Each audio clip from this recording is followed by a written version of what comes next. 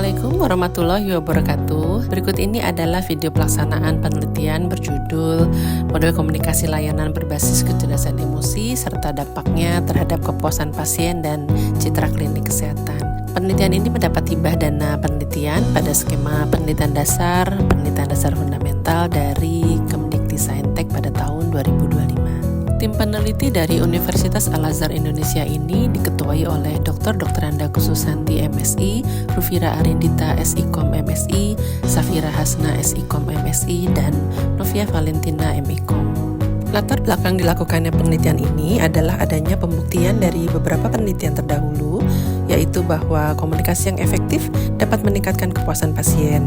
Namun masih terdapat research gap, yakni belum banyak ditemukan penelitian menyeluruh mengenai komunikasi berbasis kecerdasan emosi dari petugas frontliner non-medis, termasuk dalam menghadapi keluhan pasien. Urgensi penelitian ini muncul karena sistem jaminan kesehatan nasional yang dikelola oleh Badan Penyelenggara Jaminan Sosial atau BPJS Kesehatan di Indonesia mengharuskan peserta untuk pertama kali mendapatkan pelayanan kesehatan di fasilitas kesehatan tingkat pertama atau FKTP.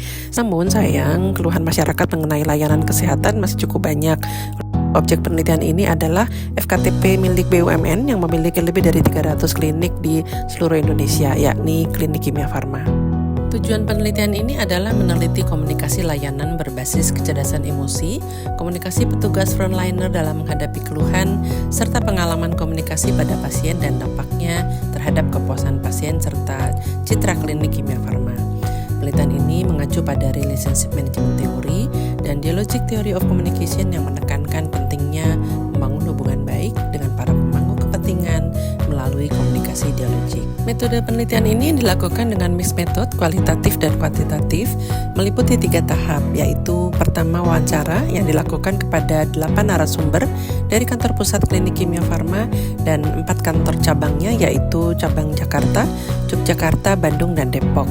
Tahap kedua adalah pengisian kuesioner oleh 325 pasien sebagai sampel penelitian, dan tahap ketiga pengukuran dampak komunikasi layanan terhadap kepuasan pasien dan citra klinik Kimia Farma menggunakan CMPLS. Hasil penelitian ini membuktikan bahwa ke-10 hipotesa yang diajukan terdukung secara signifikan. Hipotesa pertama, komunikasi berbasis kecerdasan emosi berpengaruh positif terhadap kepuasan pasien. Hipotesa kedua, komunikasi penanganan keluhan berpengaruh positif terhadap kepuasan pasien. Hipotesa ketiga, kualitas pengalaman komunikasi berpengaruh positif terhadap kepuasan pasien. Begitu pula dengan hipotesa keempat, kepuasan pasien berpengaruh positif terhadap citra perusahaan. Hipotesa 5, komunikasi berbasis kecerdasan emosi berpengaruh positif terhadap citra perusahaan. Dan hipotesa 6, komunikasi penanganan keluhan berpengaruh positif terhadap citra perusahaan. Sedangkan hipotesa 7, kualitas pengalaman komunikasi berpengaruh positif terhadap citra perusahaan. Penelitian ini juga menguji pengaruh tidak langsung melalui mediasi kepuasan pasien. Hasilnya membuktikan ketiga hipotesa terdukung, yaitu hipotesa 8, kepuasan pasien memediasi pengaruh komunikasi berbasis kecerdasan emosi terhadap citra perusahaan. Hipotesa 9, kepuasan pasien memediasi pengaruh komunikasi penanganan keluhan terhadap citra perusahaan. Dan terakhir, hipotesa 10, kepuasan pasien memediasi kualitas pengalaman komunikasi terhadap citra perusahaan. Kesimpulan dari penelitian ini adalah bahwa komunikasi berbasis kecerdasan emosi, komunikasi penanganan keluhan, serta kualitas pengalaman komunikasi berpengaruh terhadap kepuasan pasien dan citra perusahaan. Penelitian ini memberi kontribusi melalui pengkajian komprehensif dari beberapa variabel guna membangun model komunikasi layanan kesehatan dan diharapkan berkontribusi dalam perbaikan layanan kesehatan di Indonesia.